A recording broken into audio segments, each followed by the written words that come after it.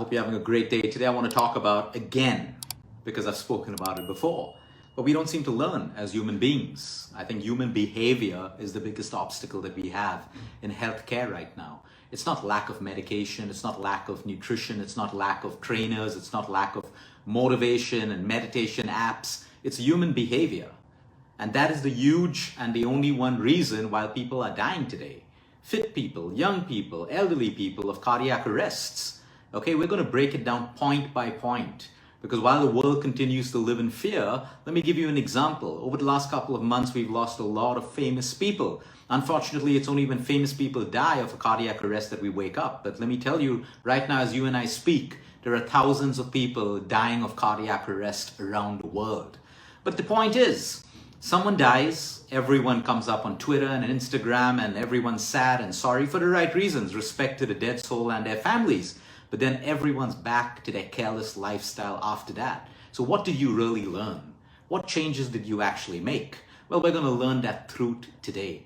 Because enough is enough. There doesn't have to be more death. There will be death. There will always be death. Everyone's going to die. You, me, everyone around us, we're going to die. But how we choose to go is mostly up to us, and sometimes not up to us. The point is, with all the cardiac arrests coming in, what's right and what's wrong?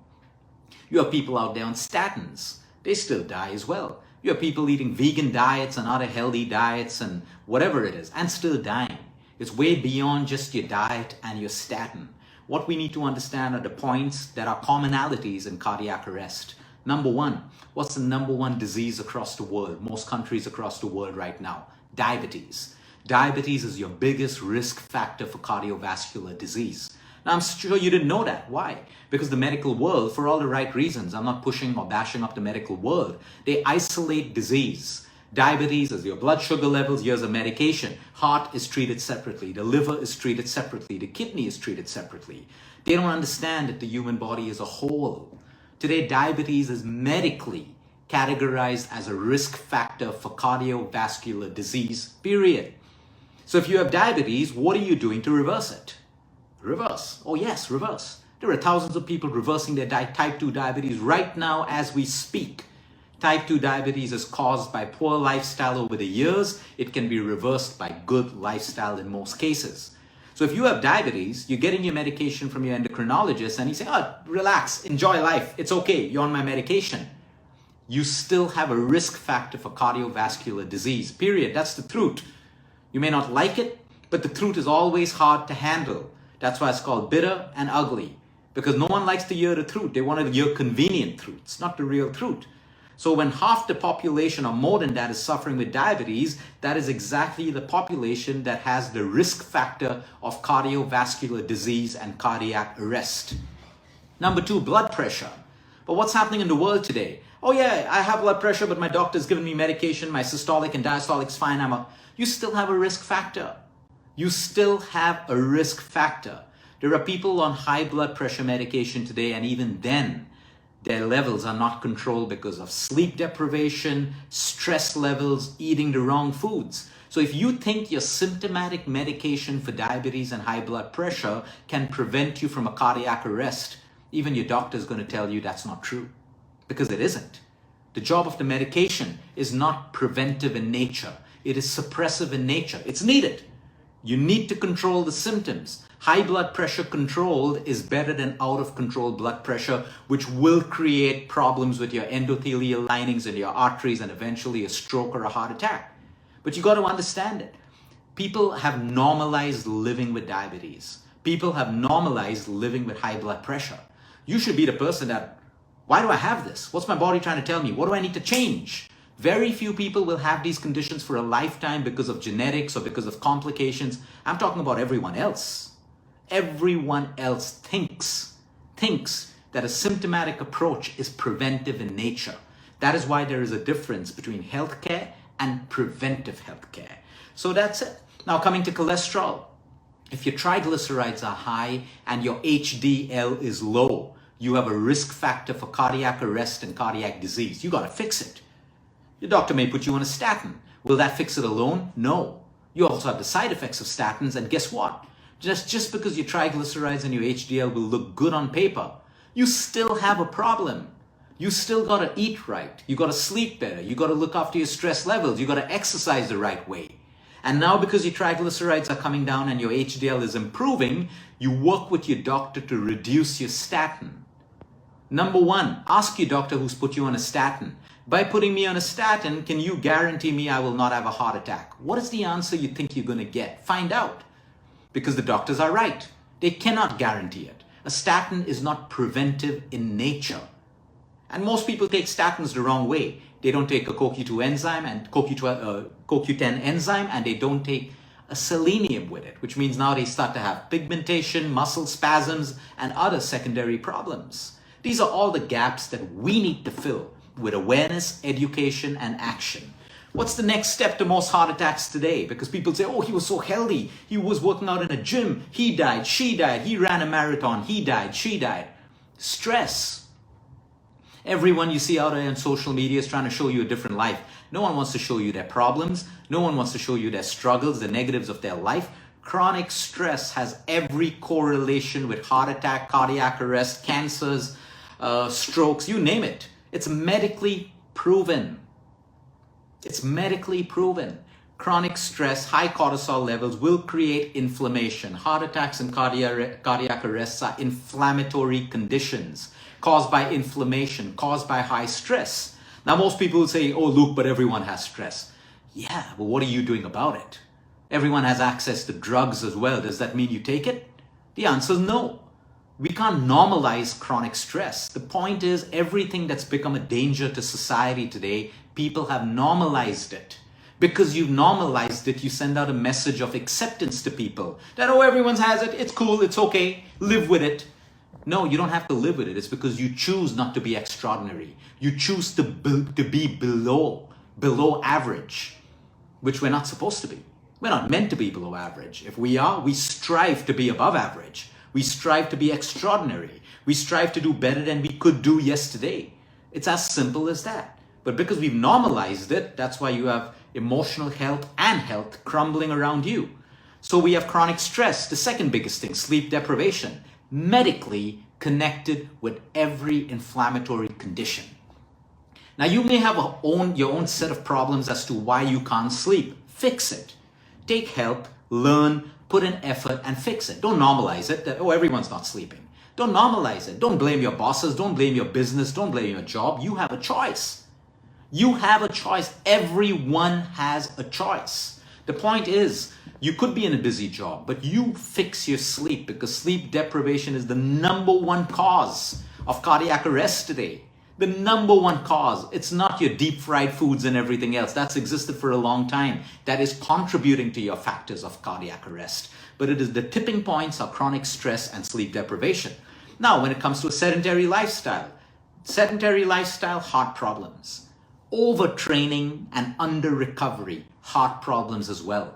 All the fit people dying in gyms and marathons and stuff like that, they may be training hard, and that's good, but they also need to sleep and recover. Most of these people aren't. They find a cool quotient into, wow, I landed from New York, I'm jet lagged, but I'm running on the streets of Mumbai. Bad idea, stupidity. Your body's tired, it needs rest. You do not train a body on an inflamed body. You reduce inflammation and you train. So the point is, if you are training for a sport, train with the right attitude. The more training you have, the more protein, the more macros you need, the more micronutrients, and the more rest and recovery you need. So what is the lifestyle of a pro elite athlete? They eat, they sleep, they train, they eat, they sleep, they train. Now, the common people like us don't have the ability to do that. You may have a family, you may have a job, you have flights to do. So you got to put in that extra effort. You have to understand that cardiac arrest today is the overburden on the heart. Overburden on the heart. The heart needs time to recover and rest. That can only happen when you're sleeping. Inflammation is lowered while you sleep. So you see, we're talking about the simplest things. The simplest things, which are the most common things missing. 1 in every 2 patients I talk to every day has most of these things missing. So overtraining. Now you eat badly, now you've put on weight, you want to punish the weight of your body, so you start overtraining. You're deficient in nutrients, you're deficient in sleep, you're chronically stressed out. What do you think is going to happen? Number one, you're not going to lose that weight. And number two, you're going to create inflammation. Number three, you're going to have problems like this. So do it the right way. Smoking, I'm not even going to talk about it. Smoking and passive smoking. If you are living with someone passive smoking, if you are a non-smoker and you are getting into a relationship with someone who smokes, you want to ask yourself these questions before you do that. Because if you try to change your partner later, you're going to have more problems. Don't think you can change your partner. You make these important life decisions before you get into a relationship if it's important to you, because passive smoking is a killer. Passive smoking is probably worse than smoking because you don't even have the filter.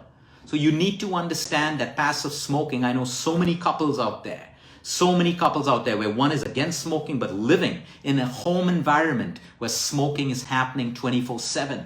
Yes, you are getting affected. You are getting affected as a passive smoker. Then, and that's not just cardiovascular disease, that's lung cancer as well and head and neck cancers as well.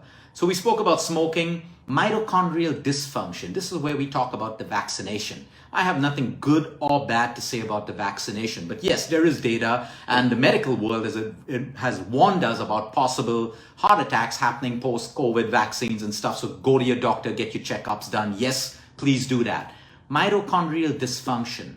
Most cardiac arrests and inflammatory diseases are created from mitochondrial dysfunction. In simple words, what does that mean? Your cells create energy.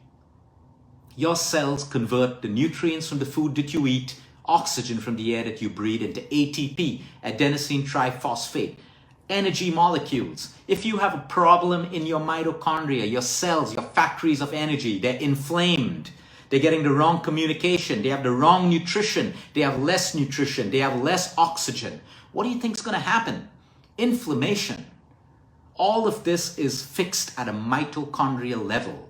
People who have gone through COVID, they take 1, 2, 3, 4, 6 months to get their energy levels back. Why do you think this happens? Because we know that the virus affects us at a mitochondrial level. Mitochondrial dysfunction, and that's why no matter what you do, you're so fatigued. That's why in all of your recovery protocols of COVID is a mitochondrial protocol that you must put the right vitamins, the right minerals, the right foods, the right lifestyle changes if you want to get better. So mitochondrial dysfunction, when people finish COVID and they hit the gym, they start exercising through that fatigue, equals cardiac arrest, period. That's it. Listen to your body. You cannot work out with mitochondrial dysfunction. You cannot work out with mitochondrial dysfunction. So the point is, fix that. Fix that. Okay, build your immunity. You shouldn't get COVID. Everyone's not got COVID. Remember that. If you got COVID, you had low immunity. It's okay, you're fixed, you're better right now. The point is, if everyone got COVID, then we could say, yes, this is mass, but everyone didn't get COVID. Okay, what's the difference between someone who got COVID and someone who didn't get COVID? The immune system, period. But it's okay, you got an indicator your immune system's low, make it stronger right now. But remember, most cardiac arrests happening at this point is because many of these people are fatigued post-COVID and they're trying to work out, period. Listen to your body. Start gradually. Get your ECG done if you want, just to make sure that you don't have any problem. And then start. Start off very lightly. Don't try to throw yourself into it. You can still prevent yourself from putting on weight when you don't work out. How? By reducing your calories. When you train more, you need to eat more. When you're not training, if you cut down your calories, don't starve yourself. You're not going to put on weight. It's as simple as that. That's the math involved. So you don't have to get scared about putting on weight because you cannot work out, but you'd rather respect your body until your mitochondria starts to function the right way before you get into workouts. Okay, lack of nature. Nature has a therapeutic effect on inflammation. Lack of sunshine. Most people don't understand that the biggest antioxidant is melatonin. Melatonin is the most powerful antioxidant to reduce inflammation in every cell of your body. Now, you don't need to jump and take melatonin pills. I'm not even talking about sleep. I'm talking about sunshine. 15 minutes of sunshine, early morning sun, will give you infrared light. Infrared, or NIR, which is near infrared light, will reduce inflammation more than any other antioxidant on this planet. Nature, intelligence. where we think we're over smart. We've moved away from nature into complication, sophistication, gels and creams and supplements. We've not got the basics. Take the gels, take the creams, take the supplements, but don't miss the fundamental, which is sunshine.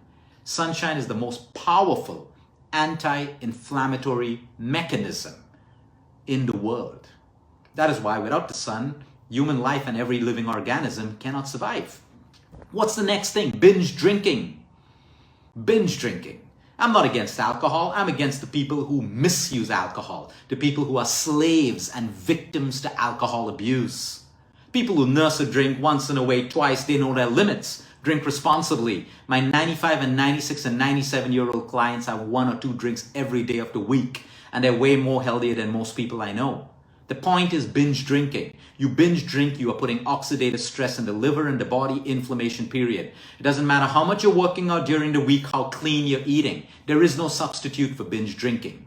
Fad diets, huge problem. People are going on fad diets and having cardiac arrests because they're depleting themselves of micronutrients, electrolytes required for the heart to work the right way. You've cut out most fruits, you've cut out most vegetables, you've gone on some crazy, stupid diet, and now you have an electrolyte imbalance. Cardiac arrests are also created when your potassium and sodium levels are out of whack.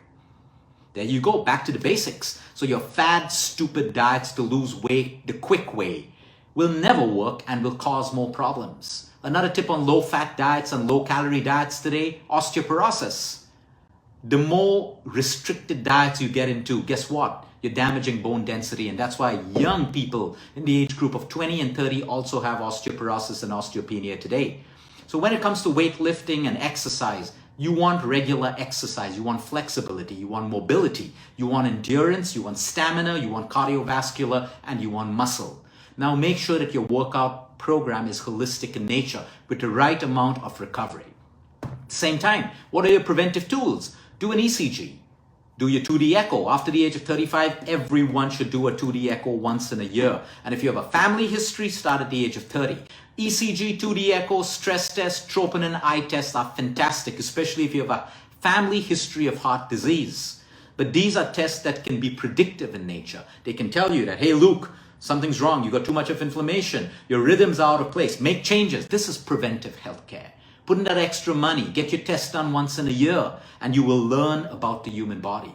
So just don't be a reactive population feeling sad when people die. Feel sad. Pray for them, but learn from it. What are the lifestyle changes that you got to make to prevent a cardiac arrest and a heart attack, or even bigger, a stroke?